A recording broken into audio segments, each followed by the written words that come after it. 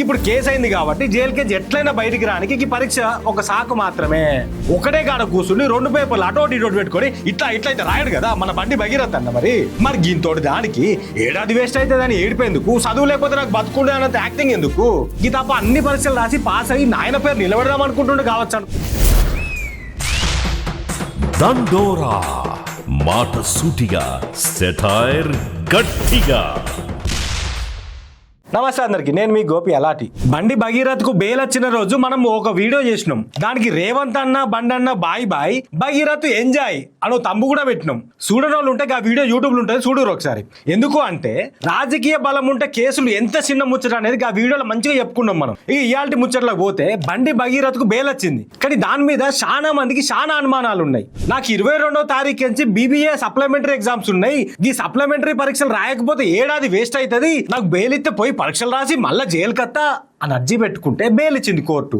అయ్యో పిల్లగాని భవిష్యత్తు కదా అని కోర్టు కూడా అడుగుతూనే బెయిల్ ఇచ్చింది. కానీ ఇక్కడ భవిష్యత్తు గురించి బాధపడిపోయేంత బాపత మన బండి భగీరథ్ అనేది పెద్ద ముచ్చట ఇప్పుడు. ఎందుకు అనంటే మన బండి భగీరథ్ 2023 బ్యాచ్ స్టూడెంట్. మరి 2024లో వేస్ట్ కానిది, 2025లో వేస్ట్ కానిది, ఇప్పుడే 2026లో ఎందుకు వేస్ట్ అవుతుంది ఒక ఏడాది? కానీ చదువు మీద గతగానం పానం ఎందుకు కొట్టుకుంటుందో మరి. ఇప్పుడు గిన్నెల నుండి పరీక్షలు రాసి పాస్ కాని భగీరథ్ ఇప్పుడు గీ ఏడాదే బెయిల్ తీసుకొని మరీ పాస్ అవుదామని ఎందుకు అనుకుంటున్నాడు? వెనకే తెలియాలి. సరే మార్పు మంచిదే, మారితేనే మనుషులు అంటారు.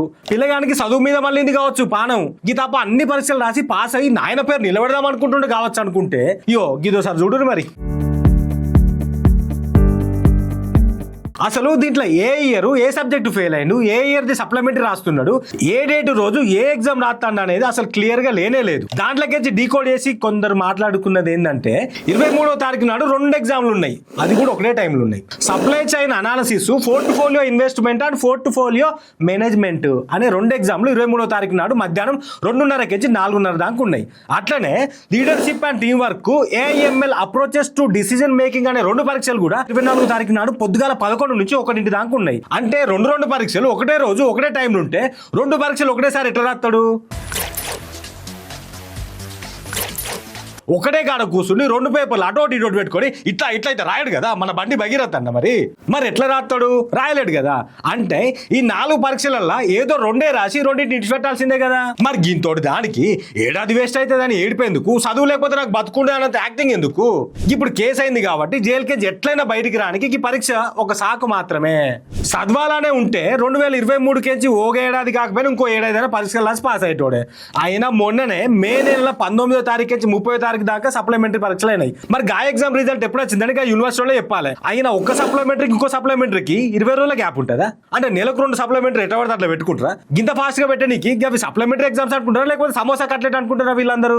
దీనికి మహేంద్ర యూనివర్సిటీలో ఆన్సర్ చెప్పాలి. కానీ దీంట్లో గింతగానం బొక్కలు కనబడుతుంటే కూడా బెయిల్ వచ్చిందంటే పిల్లగాడి నచ్చి మామూలుగా లేదు. మరి సర్కార్ పనితనం కూడా సూపర్ గా ఉన్నది. మరి అందుకే రాజకీయ బలం ఉంటే ఏదైనా చేయొచ్చు, ఎటువంటి కేసులు ఇరుక్కున్నా బయటపడచ్చు అనే దానికి బండి భగీరథ బెస్ట్ ఎగ్జాంపుల్ అని అనబట్టి ముచ్చటరికైనా కొందరు పబ్లిక్. దండోరా మాట సూటిగా, సెటైర్ గట్టిగా.